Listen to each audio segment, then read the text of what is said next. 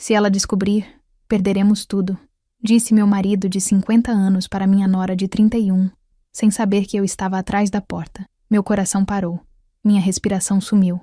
25 anos de casamento desmoronaram em uma única frase. Eu não gritei, não chorei, não entrei correndo na sala.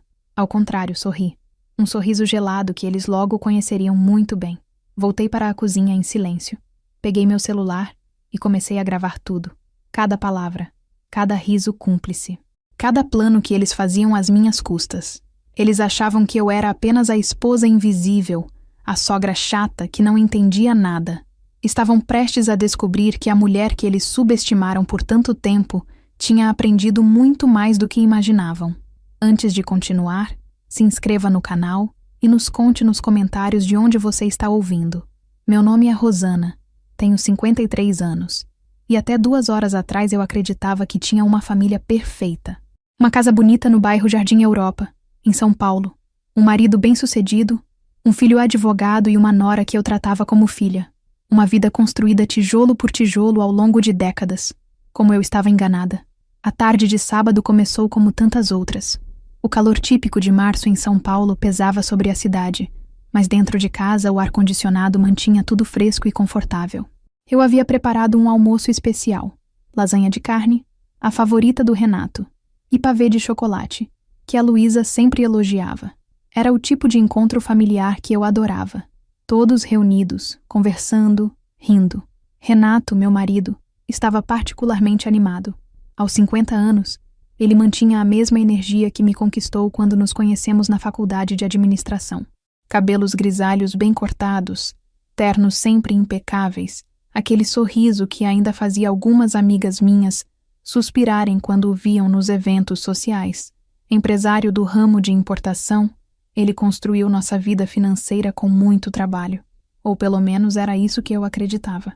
Mãe, a senhora se superou hoje, disse Luísa, limpando delicadamente os lábios com o guardanapo. Ela sempre foi assim, educada, carinhosa, cabelos loiros naturais sempre arrumados, unhas feitas, roupas de marca que meu filho Bruno fazia questão de comprar para ela. Uma moça de 31 anos que qualquer sogra ficaria orgulhosa de ter na família. Bruno sorriu para a esposa. É verdade, mãe. A Luísa estava comentando ontem como se sente em casa aqui. Claro que sim, respondi, servindo mais um pedaço de pavê para ela. Vocês são minha família. Esta sempre será a casa de vocês. Se eu soubesse que estava alimentando 2 serpentes... Durante todo o almoço, notei algumas coisas estranhas. Renato e Luísa evitavam se olhar diretamente. Quando precisavam falar um com o outro, faziam isso através do Bruno ou de mim.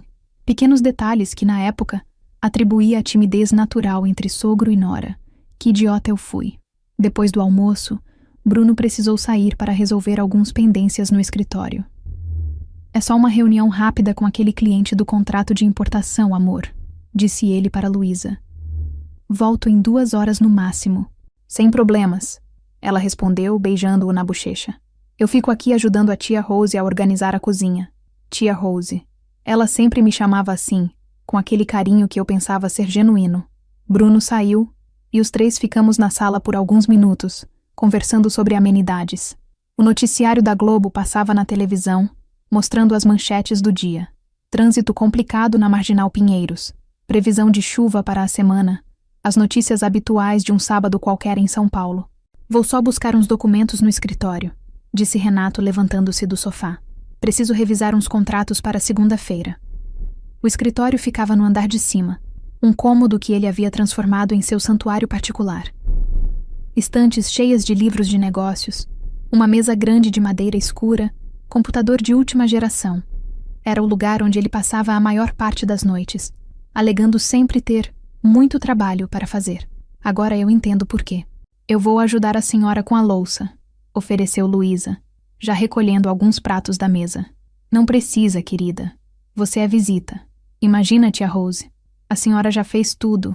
É o mínimo que posso fazer. Fomos para a cozinha juntas. Eu lavava, ela secava. Uma cena doméstica tão normal, tão familiar. Conversamos sobre o trabalho dela. Luísa era nutricionista e tinha uma clínica própria no Itaim Bibi. Falamos sobre os planos dela e do Bruno para as férias de julho, sobre a nova academia que ela tinha começado a frequentar. Conversa de comadres, conversa de família, conversa de mentirosas. Tia Rose, ela disse depois de um tempo. A senhora não se incomoda se eu subir para usar o banheiro? O daqui de baixo está com problema na descarga. Claro que não, querida. Pode ficar à vontade. Ela subiu, e eu continuei na cozinha, guardando a louça limpa nos armários. Estava organizando os Tupperwares quando ouvi a voz do Renato vindo do andar de cima. Não conseguia entender o que ele dizia, mas o tom era baixo, sussurrante. Curiosidade natural. Qualquer mulher faria o mesmo. Subi as escadas devagar, tentando não fazer barulho. O assoalho de madeira conhecia meus passos há tanto tempo que eu sabia exatamente onde pisar para não ranger. Uma habilidade desenvolvida em anos de tentativas de não acordar ninguém quando chegava tarde das reuniões da igreja ou dos jantares beneficentes. A porta do escritório estava entreaberta. Parei no corredor, a poucos metros de distância, e foi então que minha vida mudou para sempre. Não aguento mais essa situação. Ouvi Luísa sussurrar. Fico nervosa toda vez que venho aqui. E se ela desconfiar? Calma e amor. Ela não suspeita de nada, respondeu Renato. A Rose é ingênua demais para imaginar isso. Amor. Ele a chamou de amor. Minhas pernas fraquejaram. Segurei na parede para não cair. Mas e se o Bruno descobrir? Seu próprio filho, Renato? Ele não vai descobrir. O Bruno só pensa em trabalho, você sabe disso. E mesmo que desconfiasse, nunca imaginaria que eu seria capaz disso. Às vezes me sinto culpada. Ela é tão boa comigo. Não se sinta culpada por nada. Você não escolheu se apaixonar por mim. Essas coisas acontecem. Se apaixonar. Eles estavam falando de amor. Não era apenas uma aventura física. Era algo profundo, planejado, construído às minhas custas e às custas do meu filho. Quando vamos contar para eles? Perguntou Luísa. Ainda não é a hora. Preciso organizar algumas coisas primeiro. Transferir alguns bens. Proteger o que for possível. Se ela descobrir agora e quiser se separar, perderemos tudo. Se ela descobrir, perderemos tudo. Foi nesse momento que entendi que não era apenas uma traição. Era um golpe. Um plano financeiro. Eles estavam me usando meu filho, usando nossa família como uma fachada enquanto organizavam suas vidas juntos. 25 anos de casamento. 25 anos de confiança, companheirismo, construção conjunta. Ele estava disposto a jogar tudo isso fora. E ela, minha querida nora, que eu apresentava com orgulho para as amigas, que eu defendia quando algumas pessoas criticavam sua diferença de idade com meu filho, ela estava me apunhalando pelas costas. Mas sabem o que mais me machucou? Não foram as palavras de amor entre eles. Não foram os planos de ficarem juntos. Foi ouvir meu próprio marido me chamar de ingênua demais. Ingênua, como se eu fosse uma idiota útil que existia apenas para tornar a vida deles mais confortável enquanto eles construíam seu futuro juntos. Desci as escadas com o mesmo cuidado que havia subido. Voltei para a cozinha. Peguei um copo d'água e bebi devagar, tentando processar o que havia acabado de descobrir. Minhas mãos tremiam, mas minha mente estava surpreendentemente clara. Não chorei, não entrei em pânico, não subi correndo para confrontá-los. Ao contrário, uma calma estranha tomou conta de mim. A mesma calma que eu sentia quando precisava resolver problemas difíceis na administração da casa ou nos negócios da família. Era como se uma versão mais fria e calculista de mim mesma tivesse despertado. Eles pensavam que eu era ingênua demais. Estavam prestes a descobrir como estavam enganados. Peguei meu celular e ativei o gravador. Subi novamente as escadas, desta vez com um propósito muito claro. Posicionei-me do lado de fora da porta e comecei a registrar tudo. Precisamos ter mais cuidado com os encontros. Renato estava dizendo. Aquele hotel nos Jardins está ficando arriscado. Alguém que nos conhece pode nos ver. Então, onde vamos nos encontrar? Não aguento ficar apenas com esses momentos roubados. Estive pensando, que tal alugarmos um apartamento? Algo pequeno, discreto. Posso colocar no nome da empresa. Dizer que é para clientes em visita. Seria perfeito. Um lugar só nosso. Um lugar só deles. Com o meu dinheiro. Com o dinheiro que construímos juntos durante 25 anos. Gravei por mais 10 minutos. Eles falaram sobre encontros passados, sobre como era difícil disfarçar durante os almoços de família, sobre os planos para o futuro. Cada palavra era uma punhalada, mas também era uma munição. Quando senti que tinha material suficiente, voltei para a cozinha. Salvei o arquivo de áudio na nuvem e enviei uma cópia para meu e-mail pessoal, evidências protegidas. Alguns minutos depois, ouvi os passos deles descendo as escadas. Separados, é claro. Primeiro ela, depois ele. Tia Rose, muito obrigada por tudo, disse Luísa, entrando na cozinha com aquele sorriso que agora eu sabia ser falso. O almoço estava divino. Imagina, querida. Foi um prazer ter vocês aqui. Olhei para ela. Realmente olhei. Como não havia percebido antes. Os olhos brilhando de uma forma diferente. Um rubor nas bochechas que não era apenas do calor. Ela estava radiante, apaixonada, pelo meu marido. Preciso ir indo, continuou ela. Tenho alguns compromissos à tarde. Compromissos. Provavelmente com ele. Claro. Mande um beijo para o Bruno quando ele voltar. Pode deixar. Ela me abraçou. Um abraço apertado, carinhoso. Por um momento, quase duvidei do que havia ouvido. Como alguém podia abraçar com tanto carinho uma pessoa que estava traindo? Mas quando ela se afastou e eu vi aqueles olhos, os mesmos olhos que minutos antes brilhavam de paixão ao falar com meu marido, entendi que algumas pessoas são capazes de compartimentalizar seus sentimentos de uma forma assustadora. Renato desceu logo depois, ajeitando a camisa de uma forma que conhecia bem. Era o mesmo gesto que ele fazia depois que fazíamos amor, anos atrás, quando nossa vida íntima ainda existia. Vou sair para comprar uns materiais na Leroy Merlin, disse ele, beijando minha testa de forma automática. Quero consertar aquela prateleira do quarto de hóspedes. Mentira. Ele ia encontrar ela. Tudo bem, não se demore. Não vou demorar. Mais uma mentira. Eles saíram com 10 minutos de diferença. Uma estratégia que provavelmente usavam há meses, talvez anos. Fiquei sozinha na casa que construímos juntos, rodeada pelas memórias de uma vida que descobri ser uma farsa. As fotos nas paredes mostravam momentos felizes. Nosso casamento, o nascimento do Bruno, formaturas, viagens, aniversários. Tudo parecia falso agora. Mas sabem o que mais me impressionava? Eu não estava chorando. Não estava sentindo pena de mim mesma. Estava com raiva. Uma raiva fria, calculada, que nunca havia sentido antes na vida. Eles tinham me subestimado. Achavam que eu era apenas a esposa submissa, a sogra bobinha que cozinhava e limpava enquanto eles construíam seu futuro às minhas custas. Estavam prestes a conhecer uma Rosana que eles nunca imaginaram que existia. Peguei meu notebook e comecei a pesquisar. Advogados especializados em divórcio. Investigadores particulares. Tudo o que eu precisaria para construir um caso sólido. Se eles queriam jogar sujo, eu mostraria como o jogo realmente funcionava. A guerra havia começado. E eles nem sabiam ainda que tinham um inimigo. 2 semanas se passaram desde que descobri a traição. 2 semanas fingindo que nada havia mudado, enquanto por dentro eu construía meticulosamente o caso que destruiria a vida perfeita que eles pensavam ter. A cada manhã, eu acordava ao lado do homem que me traía, há Deus sabe quanto tempo. Beijava sua bochecha como sempre fiz, e desejava-lhe um bom dia no trabalho. A cada almoço de domingo, recebia Luísa em minha casa, servia-lhe o melhor que tinha, e ouvia suas mentiras sobre como estava cansada do trabalho, quando na verdade estava cansada de esconder o caso. Mas por trás dessa fachada de normalidade, eu havia me tornado uma detetive. O investigador particular que contratei, Fernando Augusto, era discreto e eficiente. Antigo policial civil aposentado, especialista em casos de infidelidade conjugal. Nosso primeiro encontro foi em uma cafeteria no shopping Iguatemi, longe do nosso bairro e dos lugares que Renato e eu frequentávamos. Senhora Rosana, disse ele, um homem de uns 60 anos, cabelos grisalhos, olhar atento. Preciso que a senhora entenda que esse tipo de investigação pode revelar coisas que vão machucá-la ainda mais. Tem certeza de que quer continuar? Tenho certeza absoluta, respondi, entregando-lhe a foto de Renato e Luísa que havia tirado do álbum de família. Quero saber tudo. Há quanto tempo isso acontece? Onde eles se encontram? Se há outros envolvidos? Tudo. E quanto aos aspectos financeiros que a senhora mencionou?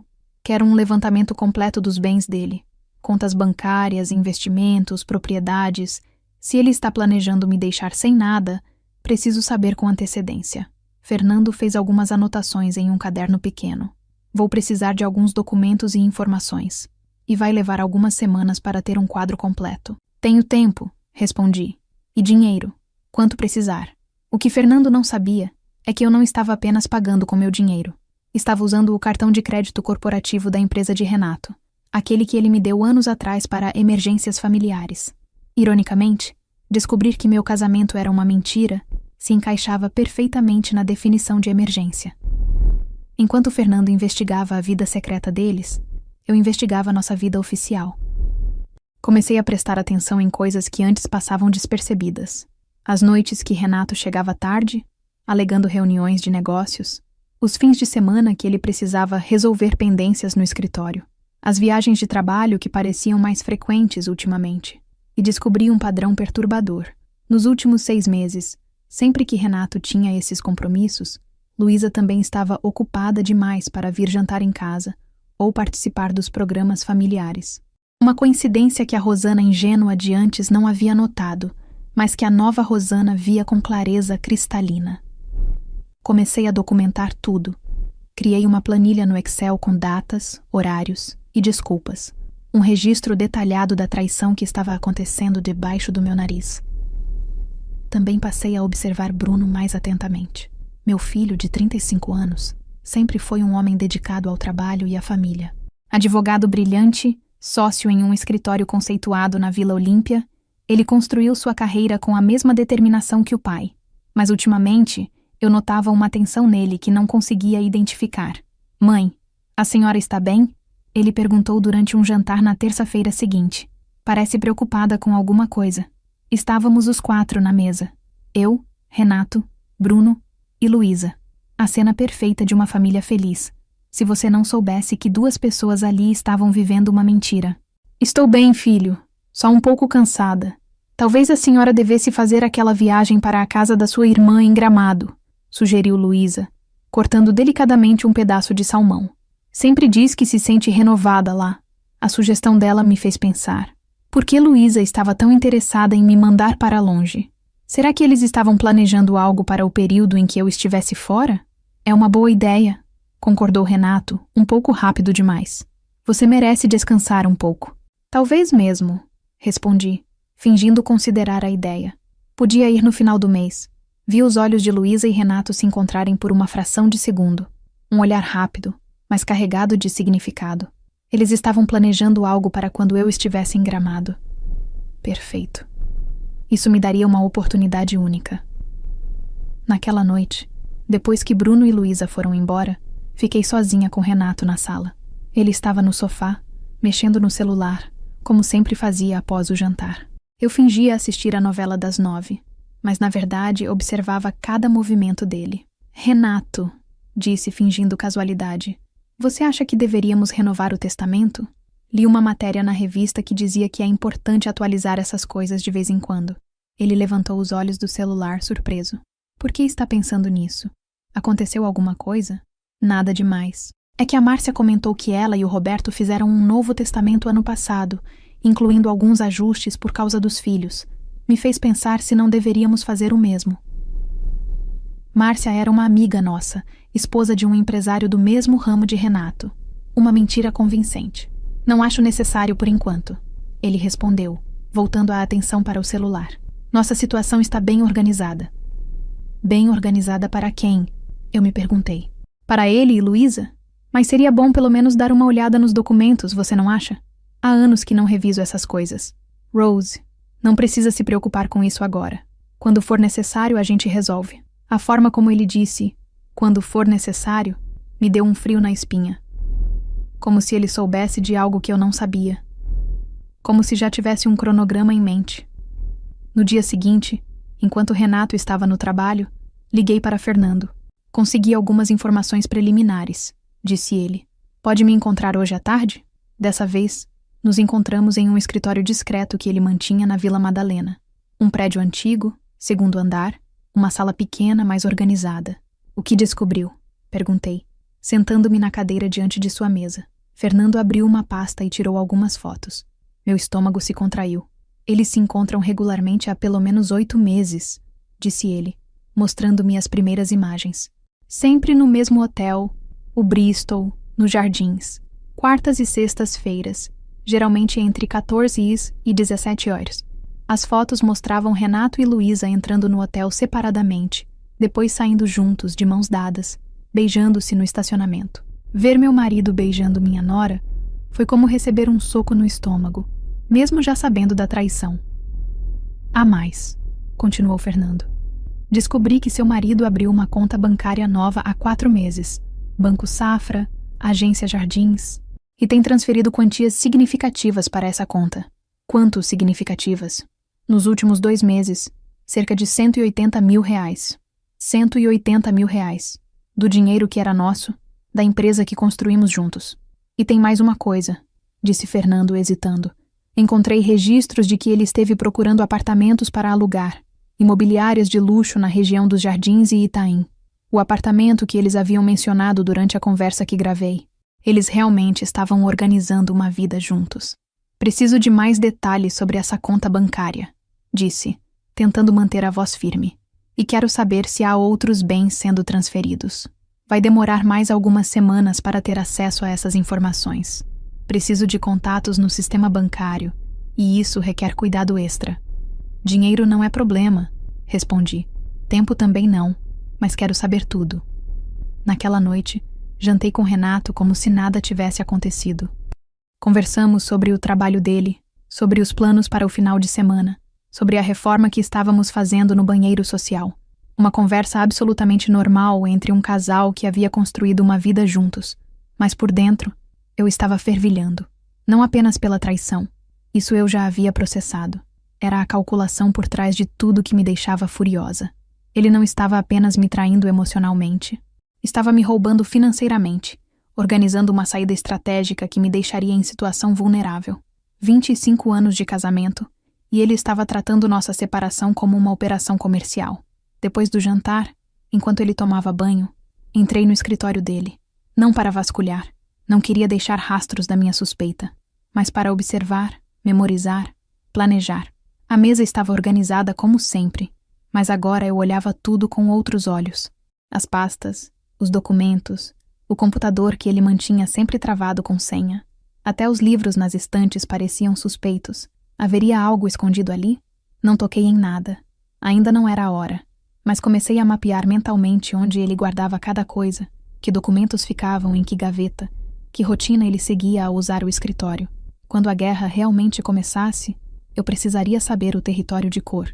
No fim de semana seguinte, Bruno e Luísa vieram para o almoço de domingo habitual. Dessa vez, observei cada interação entre ela e Renato com uma atenção microscópica. Os sinais estavam todos ali, gritantes agora que eu sabia o que procurar. A forma como ela desviava o olhar quando se dirigia a ele diretamente. Como ele evitava ficar no mesmo cômodo que ela quando eu estava por perto. Os pequenos sorrisos que trocavam quando pensavam que ninguém estava olhando. E Bruno, meu pobre filho, não percebia nada. Estava ali, servindo vinho para o homem que estava roubando sua esposa, rindo das piadas do pai que estava destruindo sua família. Durante o almoço, Luísa comentou sobre uma viagem que ela e Bruno estavam planejando. Estamos pensando em ir para Porto de Galinhas no feriado prolongado de abril, disse ela. Bruno precisa descansar, está trabalhando demais. É uma ótima ideia, concordou Renato. Vocês merecem. E o senhor pai? Não vai tirar férias também? Talvez em maio. Tenho alguns compromissos que não posso cancelar em abril. Compromissos. Com a mulher do próprio filho. Que tipo de compromissos? Perguntei, fingindo interesse casual. Uns clientes importantes que vão estar no Brasil. Negociações que podem render contratos grandes para o resto do ano. Mentiras fluindo naturalmente. Como se fosse a coisa mais simples do mundo. Depois do almoço, enquanto eu e Luísa arrumávamos a cozinha, ela fez um comentário que me gelou o sangue. Tia Rose, posso fazer uma pergunta pessoal? Claro, querida. A senhora já pensou em como seria a vida se fosse solteira de novo? Parei de secar o prato que tinha nas mãos. Por que está perguntando isso? Ah, não é nada demais. É que tenho algumas clientes na clínica que se divorciaram depois dos 50, e elas sempre falam como se sentem livres, sabe? Como se tivessem descoberto quem realmente são. Ela estava testando o terreno, tentando descobrir se eu seria receptiva à ideia de um divórcio. Nunca pensei muito sobre isso. Menti. Sempre me senti realizada com a vida que construí. Mas às vezes a gente muda, né? O que fazia sentido aos 20 pode não fazer mais sentido aos 50. É verdade, concordei, observando-a atentamente. Às vezes descobrimos que as pessoas não são quem pensávamos que eram. Ela me olhou rapidamente, como se tentasse decifrar se havia uma mensagem oculta nas minhas palavras. É isso mesmo, disse ela, voltando a secar os pratos. Às vezes as pessoas mudam tanto que viram quase estranhas. Estranhas, como a nora que estava dormindo com meu marido enquanto fingia me amar como família. Naquela noite, depois que todos foram embora, fiquei na varanda dos fundos, tomando um chá e olhando o jardim que eu mesma havia plantado anos atrás. As jabuticabeiras que Renato me ajudou a escolher, as roseiras que Bruno me deu de presente de Dia das Mães, a horta que Luísa elogiava sempre que vinha nos visitar. Tudo construído com amor, dedicação e tempo. E agora, descobrindo que metade das pessoas que ajudaram a construir aquilo estavam planejando me deixar para trás. Mas sabem o que mais me impressionava? Eu não estava mais triste. A tristeza dos primeiros dias havia dado lugar a uma determinação fria e implacável. Eles tinham subestimado a mulher errada. E quando chegasse a hora, e ela estava chegando rapidamente, descobririam que a Rosana, ingênua, havia aprendido a jogar o jogo deles. Só que eu jogava para ganhar. O momento da verdade chegou 3 semanas depois, numa quinta-feira chuvosa de abril. Fernando me ligou de manhã cedo com a informação que eu estava esperando. Consegui acesso aos extratos bancários, disse ele pelo telefone, e descobri algo que vai interessá-la muito. Nos encontramos no mesmo escritório da Vila Madalena. Dessa vez, ele tinha uma pasta muito mais grossa sobre a mesa. Seu marido não está apenas desviando dinheiro, disse Fernando, abrindo a pasta. Ele está preparando uma saída estratégica completa. Olhe isso. Os documentos que ele me mostrou fizeram meu sangue gelar. Renato havia transferido nos últimos 6 meses mais de R$400 mil para a conta secreta. Além disso, havia mudado a titularidade de 2 imóveis que tínhamos em Santos e Campos do Jordão, colocando-os apenas em seu nome. Mas isso não é legal, protestei. São bens do casal. Tecnicamente ele usou brechas. Os imóveis foram comprados antes da mudança na legislação de 2002. E ele aproveitou algumas cláusulas contratuais antigas. Um advogado esperto poderia contestar, mas levaria tempo e dinheiro. E tem mais, continuou Fernando, virando a página. Encontrei registros de que ele procurou advogados especializados em divórcio. 3 escritórios diferentes, todos conceituados. Meu próprio marido estava se preparando para uma guerra que eu nem sabia que existia. Quando foi isso? As consultas começaram há 2 meses. E olhe só que interessante. Uma das consultas foi no mesmo dia em que sua nora cancelou um jantar aqui em casa, lembra? Lembrava perfeitamente. Luísa havia ligado dizendo que estava com enxaqueca e não conseguiria vir. Na época, eu até preparei uma sopa e levei para ela no apartamento. Que idiota eu fui. Há uma última coisa, disse Fernando hesitando. Descobri que eles já alugaram um apartamento. Jardins, 3 quartos, mobiliado. O contrato está no nome de uma empresa fantasma que seu marido criou recentemente. Eles já estão morando juntos? Não exatamente morando, mas se encontram lá regularmente. E pelos registros de entrada e saída do prédio, sempre às quartas e sextas-feiras. O mesmo padrão que Fernando havia descoberto semanas atrás. Eles tinham uma rotina estabelecida, uma vida paralela funcionando há meses. Preciso ver esse apartamento, disse, surpreendendo até a mim mesma com a firmeza na voz. Senhora Rosana, não recomendo. É arriscado e... Preciso ver com meus próprios olhos, interrompi. Preciso entender completamente o que eles construíram às minhas custas.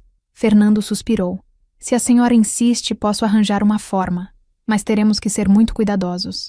Na quarta-feira seguinte, às 13h30, eu estava dentro de um carro com vidros escuros, estacionado em frente ao edifício Monet, na Rua Augusta.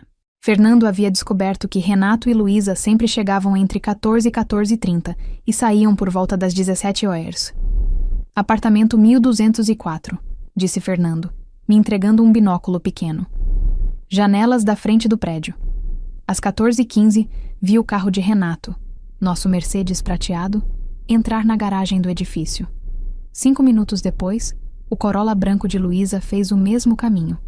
Eles chegavam separados, mas era óbvio que haviam combinado os horários. Agora vamos esperar eles subirem, disse Fernando. O porteiro que consegui contatar vai nos avisar quando estiverem no apartamento.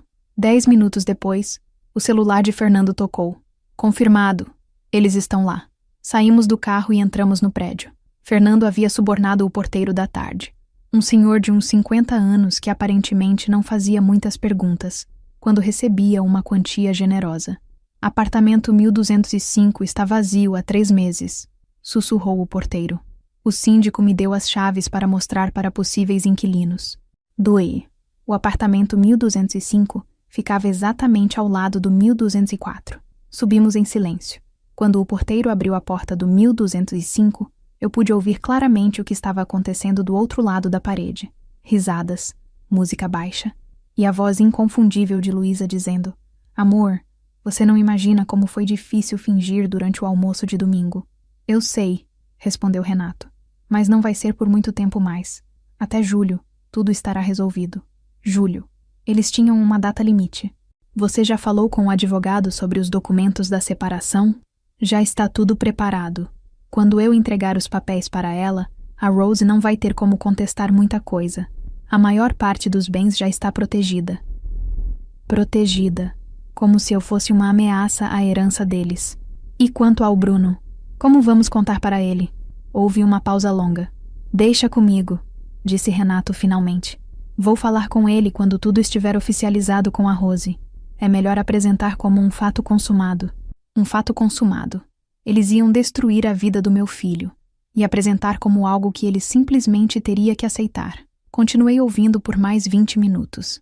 Eles falaram sobre os planos para uma viagem à Europa, com o dinheiro que Renato havia desviado. Falaram sobre o apartamento onde estavam, que seria apenas temporário até comprarem algo maior. Falaram sobre como seria bom não precisar mais fingir durante os almoços de família. Cada palavra era uma punhalada, mas também era evidência. Quando saímos do prédio, eu estava tremendo, não de medo ou tristeza, mas de uma raiva tão intensa que nunca havia sentido antes na vida. O que a senhora quer fazer agora? Perguntou Fernando. Quero que você documente tudo isso, todas as provas que temos, e quero que você descubra exatamente quando eles pretendem me entregar os papéis do divórcio. E depois, sorri pela primeira vez em semanas, um sorriso que mesmo eu não reconheci. Depois, eu vou dar a eles uma surpresa que nunca vão esquecer. Naquela noite, jantei com Renato como sempre. Ele estava particularmente animado, contando sobre um novo cliente, que estava muito interessado em fechar negócio. Pode ser o contrato do ano, disse ele, cortando o file de frango que eu havia preparado. Se der certo, vamos poder fazer aquela viagem para a França que você sempre quis. A França. Ele estava planejando me deixar e ainda tinha a cara de pau de falar sobre viagens que nunca faríamos juntos. Que bom, amor, respondi, forçando um sorriso. Você merece esse sucesso.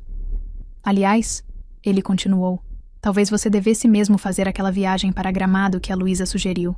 Aproveitar enquanto eu estou nessa fase intensa de trabalho. Estive pensando nisso. Menti. Talvez na semana que vem. Os olhos dele brilharam. Seria perfeito. Você descansaria. E eu poderia focar totalmente nos negócios. Nos negócios dele com minha nora. Vou ligar para a Vera amanhã, disse, me referindo à minha irmã. Ver se a semana que vem está boa para ela. Ótima ideia. No dia seguinte, liguei para a Vera em Gramado. Rosana, que surpresa boa. Como você está? Estou bem, irmã. Escuta, posso te pedir um favor meio estranho? Claro. O que você precisa? Preciso que você me cubra numa mentira. Se alguém ligar aí em casa procurando por mim na próxima semana, você pode dizer que estou aí, mas que saí para fazer compras ou alguma coisa assim? Rosana, o que está acontecendo? Você está bem? Estou ótima. Só preciso de uns dias para resolver uma situação aqui. Não posso explicar agora, mas prometo que te conto tudo depois. Está bom, mas me liga se precisar de alguma coisa, ok? Prometo. Com o álibi estabelecido, comecei a planejar a emboscada perfeita.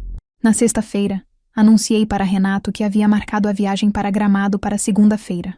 Que bom, disse ele, mas tentando não parecer muito animado. Quanto tempo você vai ficar? Uma semana, talvez mais. Depende de como eu me sentir por lá. Perfeito. Digo, você merece descansar.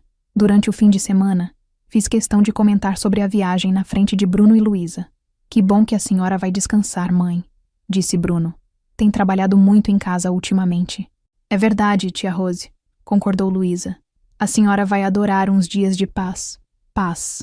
Ela não fazia ideia de quão pouco paz haveria na vida dela muito em breve. Na segunda-feira de manhã, Fiz questão de arrumar uma mala na frente de Renato, colocar no carro e sair de casa às 9 horas, como se estivesse realmente indo para Gramado. Mas em vez de pegar a estrada para o Rio Grande do Sul, dirigi até um hotel discreto na Vila Madalena, onde me registrei com um nome falso e paguei em dinheiro. Minha base de operações para a semana mais importante da minha vida estava estabelecida. Às 10 horas, liguei para meu advogado, Dr. Roberto Mendes, um criminalista renomado que havia conhecido através de uma amiga da igreja. Doutora Rosana, que prazer ouvir sua voz. Em que posso ajudá-la?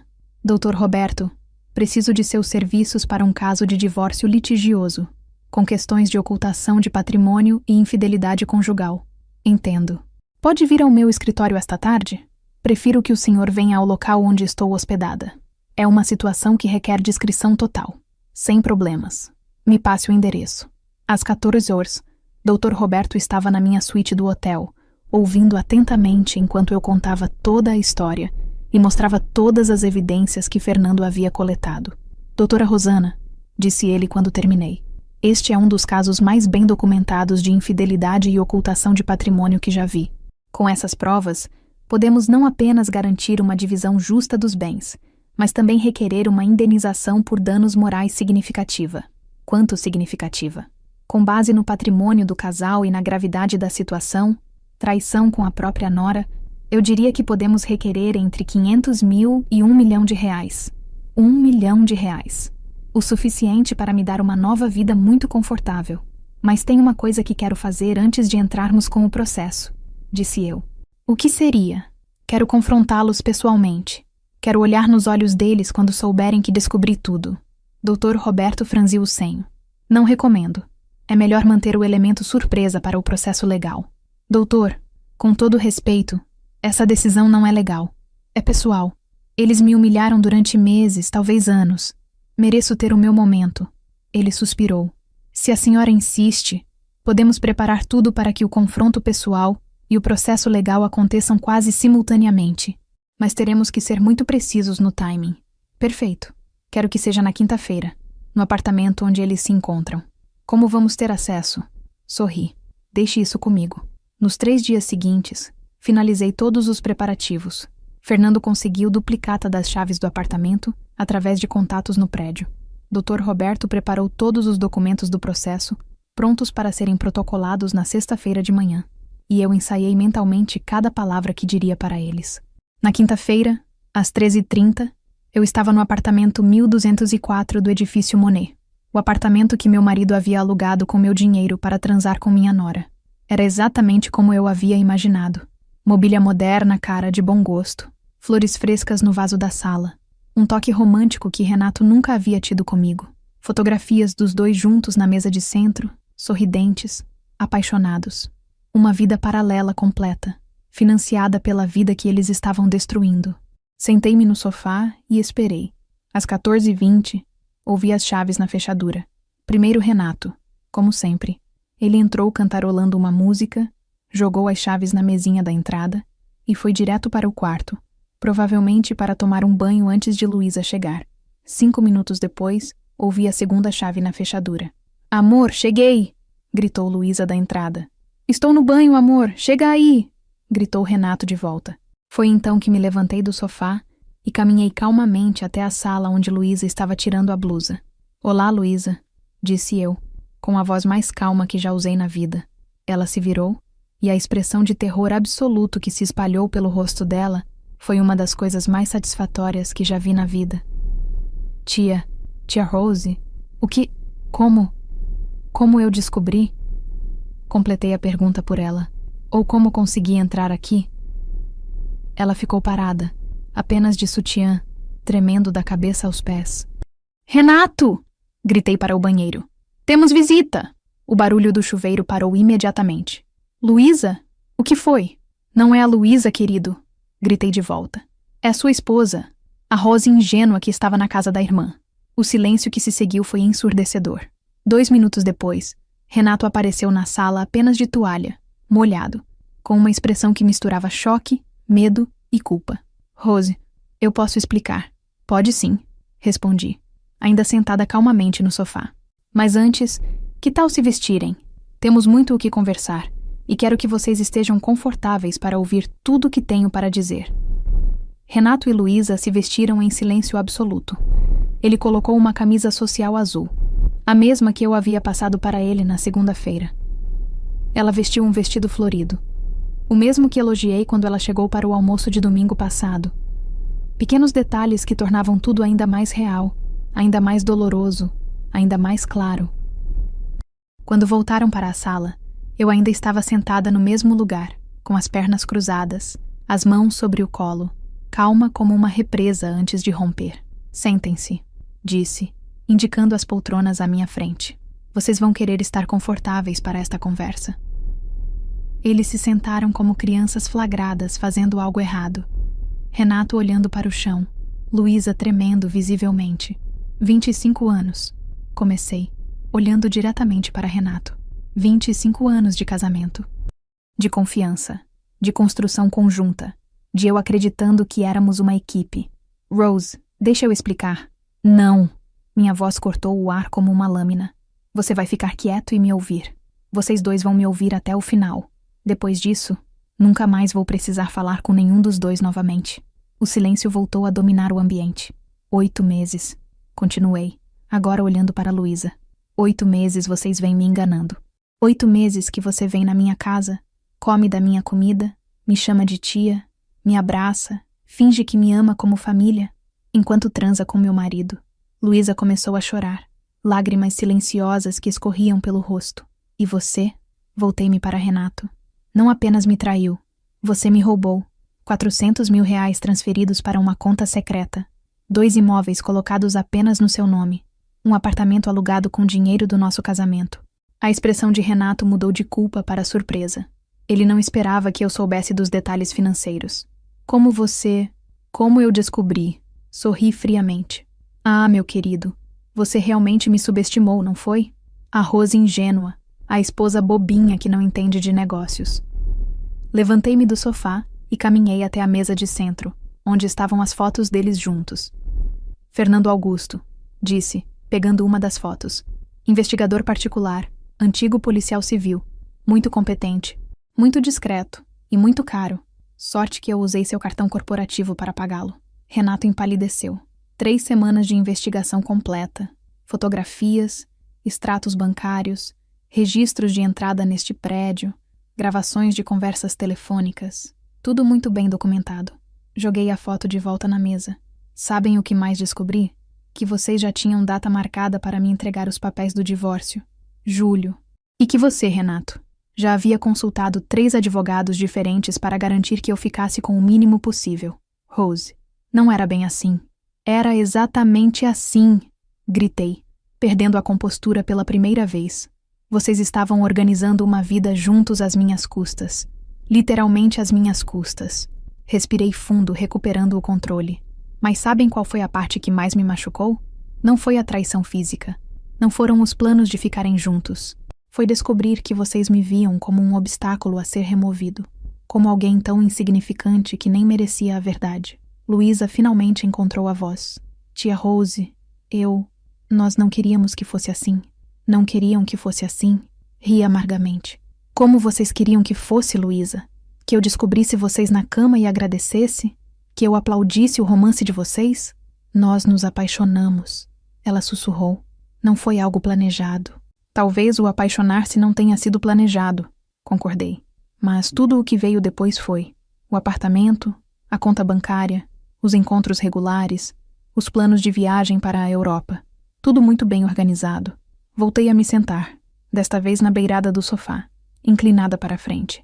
E tem uma coisa que vocês parecem ter esquecido no meio de todo esse planejamento. O Bruno. Pela primeira vez, Renato levantou os olhos do chão. Meu filho. Seu filho. Renato. O marido dela, Luísa. Lembram dele? O homem que trabalha 12 horas por dia para dar a melhor vida possível para a esposa? Que te respeita como pai, Renato? Que confia em você como esposa, Luísa? Nós íamos contar para ele, começou Renato. Quando? Depois de organizarem toda a vida financeira de vocês, depois de me deixarem sem nada, iam apresentar como fato consumado, não era? Eram essas as palavras que você usou aqui na quarta-feira passada. O choque nos rostos deles foi total. Ah, vocês não sabiam que eu ouvi aquela conversa também? Fernando conseguiu acesso ao apartamento ao lado. Ouvi cada palavra, cada plano, cada risada às minhas custas. Levantei-me novamente. Caminhei até a janela e olhei para a rua. 25 anos de casamento. E foi aqui, neste apartamento, que descobri quem meu marido realmente é. Não o homem com quem me casei. Não o pai que criou meu filho, mas um estranho capaz de roubar da própria família para financiar uma aventura. Virei-me para eles novamente. E você, Luísa, minha nora querida, a mulher que eu tratava como a filha que nunca tive, capaz de destruir o casamento do homem que a ama, trair a confiança da família que a acolheu e ainda ter a cara de pau de me dar conselhos sobre divórcio. Tia Rose, por favor, não me chame de tia, explodia novamente. Você perdeu esse direito no momento em que decidiu transar com meu marido. O silêncio que se seguiu foi pesado, carregado de uma tensão que parecia prender o ar no ambiente. Agora, disse voltando a me sentar, vou explicar para vocês como as coisas realmente vão funcionar. Peguei minha bolsa e tirei uma pasta. Dr. Roberto Mendes, advogado criminalista, especialista em divórcio litigioso. Conhece muito bem os casos de ocultação de patrimônio e infidelidade conjugal. Coloquei a pasta na mesa de centro. Amanhã de manhã, às 9h, ele vai protocolar meu pedido de divórcio, com todas as evidências da traição de vocês, com todos os comprovantes dos desvios de dinheiro, com requerimento de danos morais no valor de R$1 milhão. Renato ficou lívido. 1 milhão? Rose, você não pode... Posso e vou. E sabe por quê? Porque tenho provas de tudo. Cada transferência bancária, cada entrada neste apartamento, cada mentira que vocês contaram. E tem mais, continuei. Os R$400 mil que você transferiu para a conta secreta já estão bloqueados. Dr. Roberto conseguiu uma liminar ontem à tarde. Isso é impossível. É perfeitamente possível quando você tem evidências de que o dinheiro foi desviado ilegalmente durante o casamento. Os imóveis em Santos e Campos do Jordão, também bloqueados. Este apartamento vai ser lacrado pela justiça assim que o processo for protocolado. Levantei-me pela última vez. Em outras palavras, meu querido ex-marido, você não apenas vai ficar sem a vida nova que planejou comigo financiar, como também vai ter que pagar uma indenização que vai deixar você pensando 2 vezes antes de trair outra esposa. Caminhei em direção à porta. Ah, e Luísa, amanhã à tarde, às 15h, eu vou estar no apartamento do Bruno para contar pessoalmente para meu filho sobre seu casamento. Achei que ele merecia saber da boca da própria mãe que tipo de mulher ele casou. Ela se levantou desesperada. Tia Rose, por favor, não conte para ele assim. Deixa eu explicar. Você teve 8 meses para explicar, respondi, abrindo a porta. Agora quem vai explicar sou eu. Rose, espera! Gritou Renato correndo atrás de mim. A gente pode conversar, chegar num acordo. Parei na porta e me virei para ele pela última vez. Acordo? Ri. Meu querido, o acordo foi quebrado no momento em que você decidiu que eu era ingênua demais para descobrir suas mentiras. Agora você vai descobrir o quanto essa mulher ingênua aprendeu sobre justiça. Saí do apartamento e fechei a porta atrás de mim. Nos 3 meses que se seguiram, minha vida mudou completamente. O processo de divórcio correu rapidamente, graças às evidências que Fernando havia coletado. Renato tentou contestar algumas acusações, mas seus próprios advogados o aconselharam a aceitar um acordo, quando viram o material que tínhamos contra ele. No final, recebi não apenas metade de todos os bens do casal, mas também uma indenização de R$600 mil por danos morais, o suficiente para comprar um apartamento lindo na Vila Madalena, investir numa pequena empresa e ainda ter uma reserva confortável para o resto da vida. Bruno, como era de se esperar, ficou devastado quando soube da traição, mas meu filho é um homem forte e, depois do choque inicial, tomou a decisão de se separar de Luísa imediatamente. Ela não traiu apenas você, mãe, disse ele. Ela traiu nossa família inteira. Luísa tentou me procurar algumas vezes, mandando mensagens pedindo perdão, dizendo que estava arrependida. Bloqueei o número dela em todos os lugares. Algumas pessoas não merecem uma segunda chance. Renato, por sua vez, descobriu que a vida com Luísa não era exatamente o conto de fadas que haviam imaginado. Sem o dinheiro que ele havia planejado roubar de mim, sem os imóveis que pensava usar para financiar a vida nova, eles tiveram que enfrentar a realidade de 2 pessoas que se conheceram através de uma traição e agora precisavam construir algo sólido juntos. Pelos últimos relatos que ouvi através de conhecidos em comum, eles ainda estão juntos, mas morando num apartamento pequeno em Osasco, com Renato trabalhando muito mais do que antes para manter o padrão de vida que ela está acostumada. Aparentemente, o romance perde um pouco do glamour quando não está sendo financiado pelo dinheiro de outra pessoa. Quanto a mim, estou vivendo a melhor fase da minha vida. Aos 53 anos, descobri que sou muito mais forte do que imaginava. Descobri que posso confiar no meu instinto. Descobri que tenho coragem para lutar pelo que é certo, mesmo quando isso significa enfrentar pessoas que eu amava. Voltei a estudar. Faço um curso de administração de empresas, algo que sempre quis fazer, mas nunca tive tempo. Viajo quando quero, para onde quero. Tenho uma rotina que é só minha, sem precisar considerar os horários ou preferências de ninguém. E sabem o que é mais interessante? Não sinto raiva mais. A raiva que me motivou durante aqueles meses de investigação e confronto deu lugar a uma paz que não sentia há anos, porque a verdade, por mais dolorosa que seja, realmente liberta. Liberta você das mentiras que estava vivendo. Liberta você das pessoas que não te valorizam.